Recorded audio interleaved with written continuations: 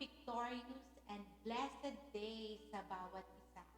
Praise God! At kayo po ay patuloy na nakikibahagi sa ganitong gawain ng ating Panginoon. Ano po ang Adult Powerhouse. At sabi nga, ito yung mga gawain na talagang tunay na kinalulugdan ng ating Panginoon.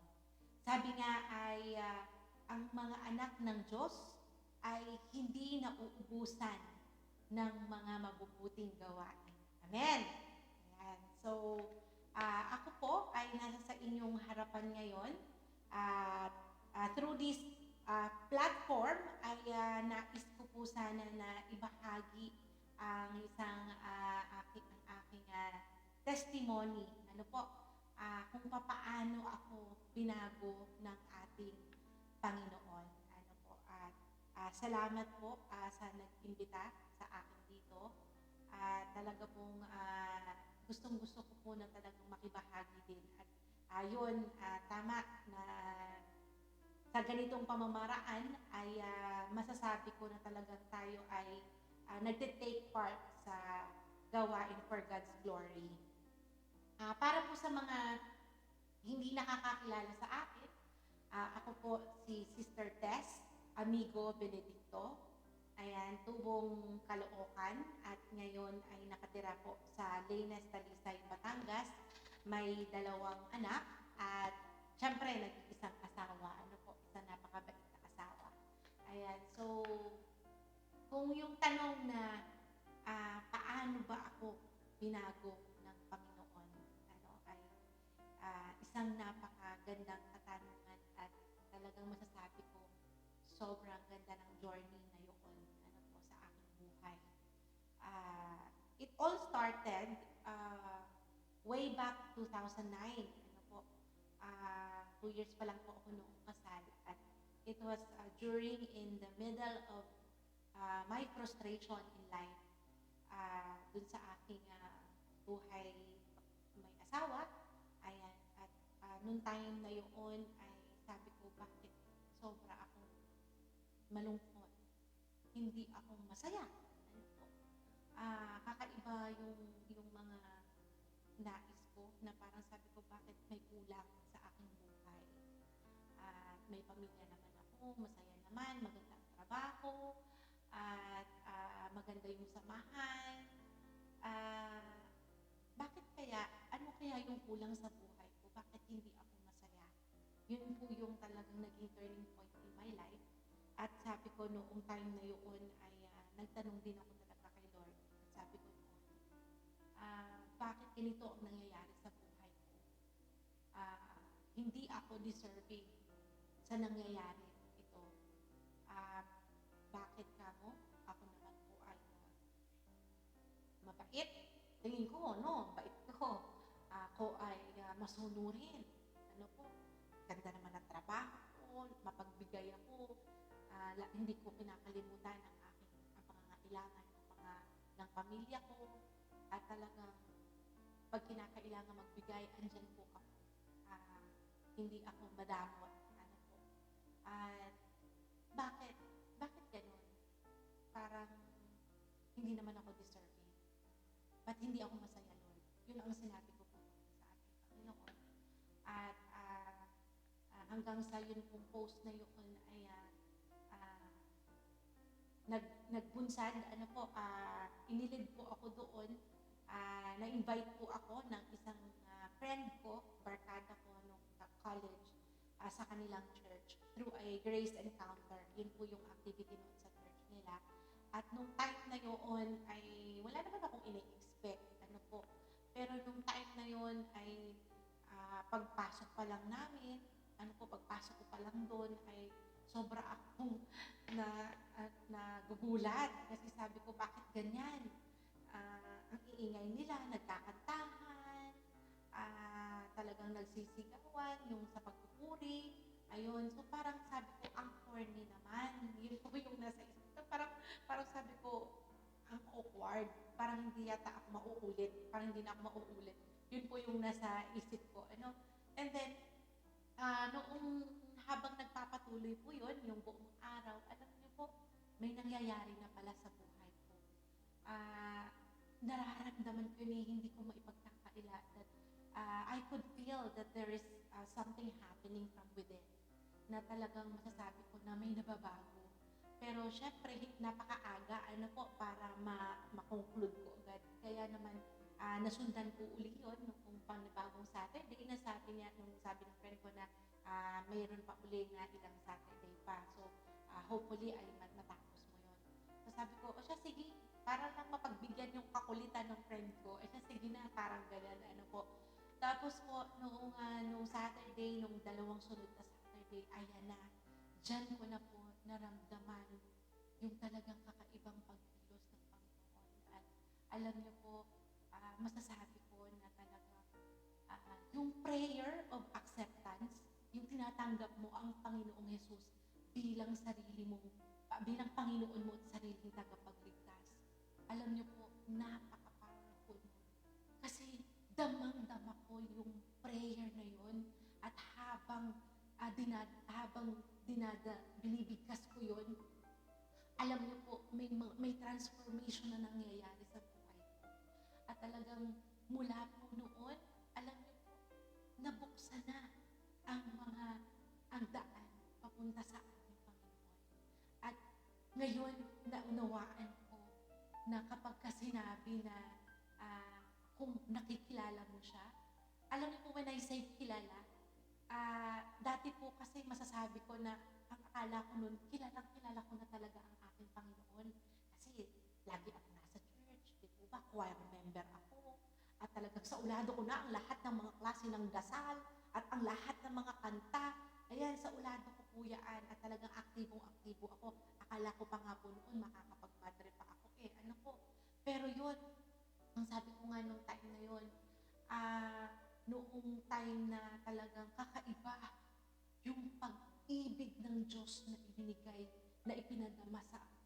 Alam niyo po, yung love na yun lang po pala yung kailangan, yun lang po pala ang kakulangan, yun lang po pala ang hinahanap ko para makumpleto ang buhay ko. Yung kakaibang pag-ibig at talaga po naramdaman ko yun at ipinadama sa akin ng Panginoon yung dakilang pag-ibig mo. Kaya pala nauunawaan ko na ngayon na bakit kaya ang mga born again makukulit? Bakit kaya kapag sila talaga ay nag-i-invite, yung bang talagang gusto nilang ibahagi ang Panginoon? Alam niyo po, naramdaman ko yun at talagang hindi ko ma-contain yung pag-ibig na yun ng Panginoon sa buhay ng Panginoon Jesus. Kaya kinakailangan ko siyang ibahagi. Alam niyo po, noong time na yun talagang alam ko na agad sa isipan ko kung sino yung mga babahaginan ko ng nangyaring ito. At talaga pong iuna ko po yung aking asawa. At alam niyo po, noong ganun din yung sinabi ko sa kanya na umattend ka dito. At to cut the story short po, ay talagang na-born again po kaming dalawa. At talagang nung time na yon, dahil sobra po yung pag-ibig, napaka-powerful nung love na yun na naramdaman namin. Kaya kami ay talagang naghanap ng church dito dahil dun po kami nag-a-attend doon sa Makati dahil dun po ako nagtatrabaho dati sa Makati.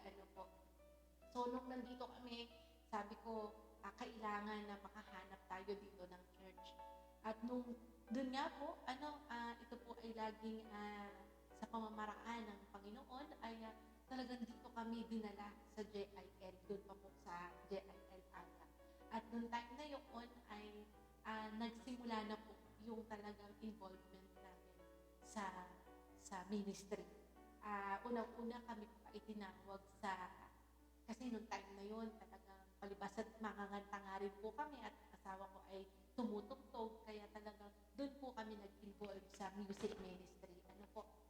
At alam niyo po ay talagang masasabi ko na nung time na yun, yun po talaga yung ang saya-saya mo na para bang kumpleto ka, inspired kang gawin ang lahat ng mga ng gusto mong gawin sa araw-araw. Ano po, at nung time na, ayan nung time po na kailangan ko ng mag-resign, ano po, magtrabaho dito sabi ko kailangan ko nang maghanap ng trabaho dito sa Batangas at gusto ko na rin makapiling talaga yung family ko.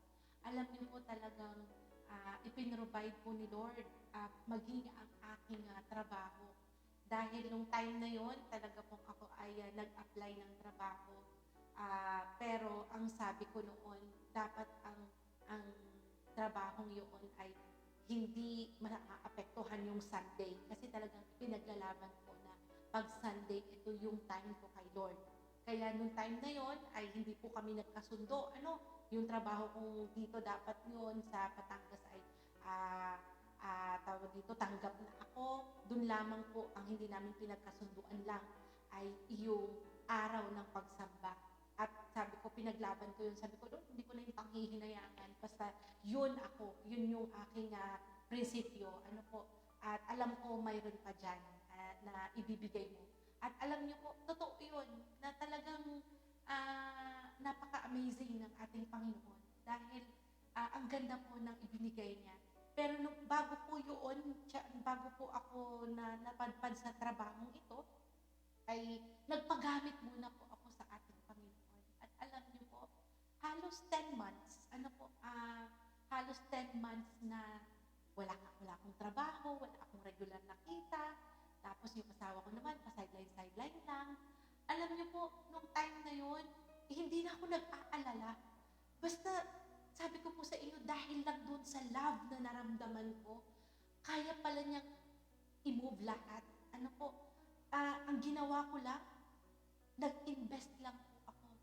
Nagpagamit lang po ako sa mga gawain ng Panginoon. Yan po nandyan yung magkakasama kami ng mga kapatiran. Yan, sila Sister Nora, sila Sister Tita, sila Sister Selly. Kami po ang magkakasama, sila Sister Juliet dun sa Don Watch. Tapos, yagayag kami sa life group. At ang saya po nung time na yun na hindi ko nakalimutan ko na kailangan ko palang magtrabaho, kailangan ko palang kumita ng pera dahil may anak ako. Na kailangan masustain yung kanilang mga Pero imagine niyo po na doon sa haba na yun na hindi ko man lang naramdaman na wala pala kaming pera. Kasi alam niyo po kung bakit? Ipinrovide lahat ng Panginoon ang mga pangangailangan natin. At sabi ko nga, yun lang pala yung sikreto. Yung magpagamit ka sa Kanya. At habang nagpapagamit ko sa Kanya, inire-reveal naman po niya. Inire-reveal po niya kung sino siya. Kaya po, pag sinabi ko na He is the great provider, alam niyo po, damang-dama ko yun. Talagang kaya kong i-testify yun na talagang provider siya. At kahit nga sabi ko nga, na-amaze ako sa Kanya kasi sabi ko, noong time na yun, ang daming mga natatanggap ko na hindi ko naman hinihingi. Ang mga pinsan ko, magte-text na lang sa akin, Ning, pinadalahan kita ng ganito. Ayan, nandyan po yun. Kaya parang, nagulat ko, hindi ko naman hiningi. Tapos, parang lagi kami kompleto sa pagkain. Never po kami nagutom. Pero kung titignan niyo po yung laman ng wallet ko, Diyos ko, naranasan ko, 20 pesos lang ang laman ng pera ko, ng wallet ko. Sabi ko, pero alam niyo po, never ako nag-worry, hindi ako natakot, at parang hindi ako nalungkot. Although yun po, sa kabilang side ng aking kaisipan, may bumubulong. Sinasabi niya na, ikaw, nagtapos ka, matalino ka, ang ganda ng trabaho mo dati, pero bakit ganyan ang sitwasyon mo ngayon? Pero alam niyo po, hindi ako nagpatalo doon. Talagang dahil in love po ako noon, talagang gusto kong mag-serve kay Lord, kaya talagang naging focus ako sa Kanya. Tapos hanggang sa dumating po yung time na nag-volunteer po kami na magturo sa 4Ps, bilang FDS facilitator, yung sa Family Development Session. Ayan, so dyan po na-expose, dyan po nagkaroon ng panibagong opportunity. At nakita ko na, ang ganda nung mga ganong ginagawa nila. Kaya po, ni-research ko yun, tinignan ko, at ayun, hanggang sa nag-apply po ako sa DSWD at ang nangyari nga ay talagang yung favor ni Lord ay talagang sumaakin. At nagulat ako at ang dami pong nagulat dahil kakaiba po yung ginawang pagkilos sa akin dun sa aking application at fortunate enough and blessed enough na nandito ako ngayon hanggang sa DSWD at dun time na yun ay hindi po ako tumigil. Ako po ay nag-aral. Nag-aral muli ng social work para nang sa ganun ay talagang alam ko yung mga principles, knowledge, and everything about sa social work. Kaya 3 years po ang ibinuno ko dito. Talaga pong hindi naging madali at aaminin ko na nung time na yon ay talagang naging spiritually weak ako at talagang kailangan kong ipaglaban. Imagine niyo po may OJT, mayroong nagtatrabaho ka, tapos napasok ka, ang pasok mo nandoon sa Manila, lumuluwas po lagi ako. Alam niyo po, napaka-imposible na magawa ko yun, pero sabi ko nga po, in God's grace, nagawa ko ang lahat ng yun at talagang masasabi ko na talagang ginabayan ako ng Panginoon at ipinrovide lahat-lahat sa amin. At yun nga, ngayon ay victoriously nakagraduate ako at nag-take ng board exam at lahat in favor po. Tuloy-tuloy lang po yun. Hindi man naging madali ang journey kong yun ay dahil ang dami po kasi ng mga challenges bawat semester. Yung 20 na students, biro nyo po, natara na lang 2. Kami na lang pong 2 noon ang natira mula sa 20 na nag-enroll. Kaya masasabi ko nung lahat financially na-test kami at yung aming physical na aspeto talagang na-test din kasi hindi mo alam kung paano mo hahatiin. Sabi ko, buti na lang noon talagang hindi ako naging manananggal. Kahit na naghati-hati yung katawan ko kung papaano. Pero again, yung lahat kong yun ay talagang ang Panginoon po ang pumilo sa aking buhay. At sabi ko nga, Lord, I'm sorry na hindi ako naging effective sa'yo ng mga ganitong panahon. Pero sasabihin ko sa'yo, babawi ako. Yun lang po yung sinasabi ko lagi. Yun lang po yung sinabi ko lagi na babawi ako. At ayun nga, after po na magawa ko yung talagang matapos ko yung pag-aaral ko, muli ako nagbalik sa ministry at masasabi ko na talagang, sabi nga doon, kapag talagang ikaw ay tinawag, alam niyo po, hindi mo mahihindian yan, hindi mo matatakasan yan. Kaya yung pagtawag kong yun, ang daming beses na ako ay tumatalikod, daming beses na pinag-aalibay, pero this time po talagang loud and clear na talagang tayo, mga nakarinig at tumanggap sa Panginoon, alam niyo po, gagamitin talaga kayo. At sa iba't ibang kaparaanan. Kaya ang sabi ko nga, Lord, gamitin mo ako sa paraan na nais mo dun sa buhay ko. At susunod ako. Alam niyo po, ganun lang po ang naging prayer ko lagi. Kaya naman, kahit nahihirapan, patuloy lang. Patuloy lang dahil hindi naman ikaw lang ang nakikipaglaban eh. Ipinaglalaban ka rin ng Panginoon. Kaya ang masasabi ko talaga ay hindi nawawala ng kabuluhan yung mga ginagawa natin sa ating Panginoon at doon na hanggat nakikita ng Panginoon yung desire ng puso mo. At again, hindi lang po to desire. When you say desire, andun yung hunger mo, yung spiritual hunger mo. Sundan mo lang yun. Kasi yung spiritual hunger mo, hanggat nandun sa yun, is the gift from God. I-cherish mo yun. Dahil dun sa hunger na yun, dun ka lang mag-move. Dun ka lang, you are able to involve yourself, sa lahat ng mga gawain, sa kung ano yung pinagagawa sa iyo ng Panginoon. Dahil ang nais niya talaga mabuksan pa yung mga pagpapala na yun na nakalaan para sa bawat isa sa atin, sa iyo at sa akin. Kaya masasabi ko, hindi po ako lugi, hindi ako nagsisisi, kung tutuusin ay pwede na akong hindi maglingkod kasi may tuloy-tuloy na akong gawain, meron akong trabaho. Pero alam niyo po, sa totoo lang, walang security doon. Wala lahat. Walang satisfaction doon. Pansamantala lang ang lahat ng yun. Ang mayroon lang po talaga tayo na sure ay yung relationship natin at yung pagsunod natin sa Panginoon. Yun lamang po ang kaya nating madala. At masasabi ko again and again na sa panahon ngayon, ang magmamatter at ang magmamatter ay kung paano tayo sumusunod sa kanyang kalooban. Ano po, mahirap, pero kung laging kasama natin ang Panginoon at lagi nating hinahanap ang kanyang presensya at ang kanyang guidance sa ating buhay, ay masasabi natin na talagang doon niya tayo ililid sa right track towards Him. Ano po? Towards His kingdom. Kaya maraming salamat po sa testimony na ito. Nawa po ito ay makapagbigay ng kalakasan sa bawat isa at patuloy lang na tayo ay maglilingkod. Ano po, hanggat nabubuhay, maglilingkod at maglilingkod. Yan po ang ating ginugol. Ano po. So maraming salamat at binabati ko po ang bawat isa. Magpatuloy lang po tayo. Walang lugi sa pakikinig, sa pakikibahagi, pakikisangkot natin sa mga ganitong gawain. Ano po, don't be just hearer of the word. So thank you, at again, to God be the glory.